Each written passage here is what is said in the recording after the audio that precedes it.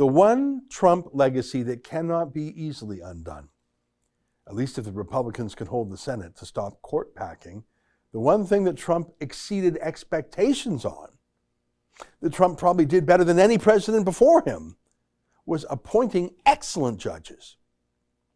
He nominated them, and Mitch McConnell, the quirky Republican leader in the Senate, agreed to push them through using all means. And he did.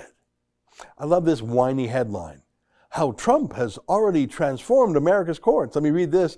Today, almost a third of all active federal judges on the U.S. appeals courts were appointed by Mr. Trump. It's amazing. And of course, 3 on the Supreme Court. And these aren't just good enough judges. They are the best possible. They're outstanding judges. Sometimes they're called strict constructionists, which means it's a fancy way of saying judges who interpret the law as the laws were written. People who follow the Constitution, not people who think that a judge's role is to be an unelected lawmaker. Neil Gorsuch, Brett Kavanaugh, and most recently, Amy Coney Barrett, or ACB as some people call her. They were strong from the beginning, and of course the abusive way that the Democrats in the Senate attacked these 3 judges surely only hardened them. Remember the literally insane accusations against Brett Kavanaugh, accusing him, seriously, of being like some serial rapist or something? Remember that? All 3 of the women who have made sworn allegations against you have called for an independent FBI investigation into the claims. You've been asked during the course of this hearing by 4 different members, by my count, at least 8 times today, and also earlier this week on national television, whether you would call for the White House to authorize an FBI investigation. Each time you have declined to do so.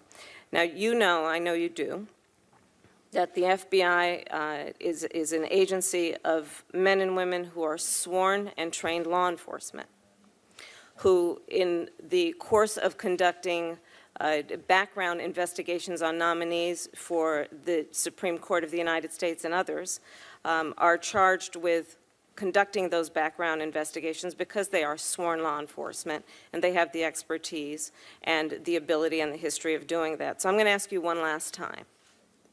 Are you willing to ask the White House to authorize the FBI to investigate the claims that have been made against you? Well, I'll do whatever the committee wants, of course. And I've heard you say that, but I've not heard you answer a very specific question that's been asked, which is, are you willing to ask the White House to conduct an investigation by the FBI to get to whatever you believe is the bottom of the allegations that have been levied against you? The FBI would gather witness statements. You have the witness statements. I don't want to debate with you how they do their business. They just made that craziness up. Just throw mud. Well, he's on the court now. Do you think he's going to be harder or softer on leftists than he was before? Let's ask Clarence Thomas. Committee will please come to order. Judge, it's a tough day and tough night for you, I know. Let me ask, do you have anything you'd like to say before we begin? I understand that your preference is, which is totally and completely understandable, that we go 1 hour tonight, 30 minutes on each side. Am I correct in that? That's right. Do you have anything you'd like to say? Senator, I would like to start by saying unequivocally, uncategorically, that I deny each and every single allegation against me today that suggested in any way that I had conversations of a sexual nature or about pornographic material with Anita Hill, that I ever attempted to date her, that I ever had any personal sexual interest in her, or that I in any way ever harassed her. A second, and I think more important point, I think that this today is a travesty. I think that it is disgusting. I think that this hearing should never occur in America. This is a case in which this sleaze, this dirt, was searched for by staffers of members of this committee,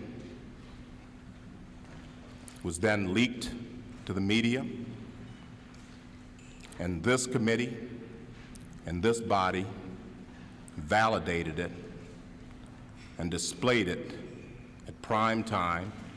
And from my standpoint, as a black American, as far as I'm concerned, it is a high-tech lynching for uppity blacks who in any way deign to think for themselves. Oh, by the way, it was a racist bigot named Joe Biden who led the smear against Clarence Thomas. Amy Coney Barrett isn't just a great judge. I think she's a great person. But still, this is how they did it to her.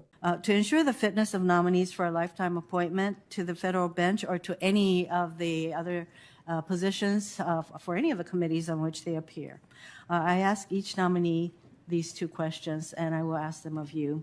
Since you became a legal adult, have you ever made unwanted requests for sexual favors or committed any verbal or physical harassment or assault of a sexual nature? No, Senator Hirono.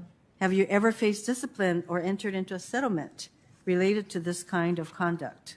No, Senator. Yeah, these were good people. They were great judges, they were good people, and the Democrats tried to destroy them. I don't think these judges will forget that. Now, John Roberts, the Republican in name only, who was appointed by George W. Bush, he's undermined conservatives ever since he was appointed. He cast the deciding vote saving Obamacare, the nationalization of American medicine. Trump's three judges are not like him. And all of this is a preamble to the amazing ruling from the Supreme Court of the United States just this week. It's called Roman Catholic Diocese of Brooklyn, New York versus Andrew M. Cuomo, governor of New York. So as the name of the case shows, the Catholic Church in New York sued the governor for shutting them down. A Jewish synagogue made the same arguments. Both were heard at the same time in an emergency hearing of the court. And in a 5-4 ruling, with John Roberts joining the Democrats, the court struck down Cuomo's restrictions. 3 out of those 5 judges were Trump's judges. Imagine if Hillary Clinton had won in 2016. Imagine if Trump had made weaker appointments or didn't have the chance to make appointments at all. It's not hard to imagine. Earlier in the pandemic, before ACB was on the court, churches in Nevada and California sued in the same vein. And that was when leftist Ruth Bader Ginsburg was on the court, and the court ruled against the churches. So in Nevada, casinos can stay open, no problem, but not churches. That's the opposite. That's the difference Trump made. Now, there's no doubt at all that Andrew Cuomo targeted Jews and Catholics too, but he really seemed to dislike the Jews. I think that's very odd for a New York governor. I have to say to the Orthodox community tomorrow, if you're not willing to live with these rules, then I'm going to close the synagogues. It's funny, Trump restricted immigration from some Muslim-majority countries, and it was universally called a Muslim ban. Because to the media, Trump equals racist. But I wonder why the media didn't call Cuomo's rules the Jewish ban. That's sort of what it was. Here, let me read a few paragraphs from this week's great ruling. Let me read a few lines from Neil Gorsuch, Trump's first pick. I'm going to read from the judgment. New York's governor has asserted the power to assign different color codes to different parts of the state and govern each by executive decree.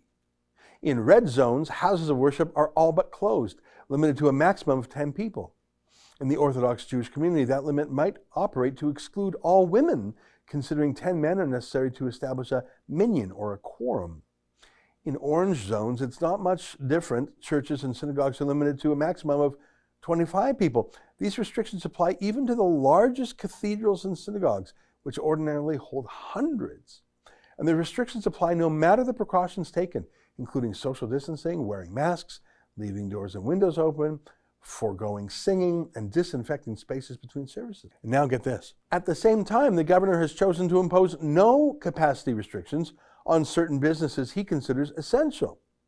And it turns out the businesses the government considers essential include hardware stores, acupuncturists, and liquor stores, bicycle repair shops, certain signage companies, accountants, lawyers, and insurance agents are all essential too. So, at least according to the governor, it may be unsafe to go to church, but it is always fine to pick up another bottle of wine, shop for a new bike, or spend the afternoon exploring your distal points and meridians. Who knew public health would so perfectly align with secular convenience? Isn't that great? That's the Supreme Court today. That's an excerpt from my daily show, the Ezra Levant Show. Every day I do a monologue on the news of the day, then I interview an interesting guest, and then I read my hate mail. You gotta subscribe. Go to rebelnews.com.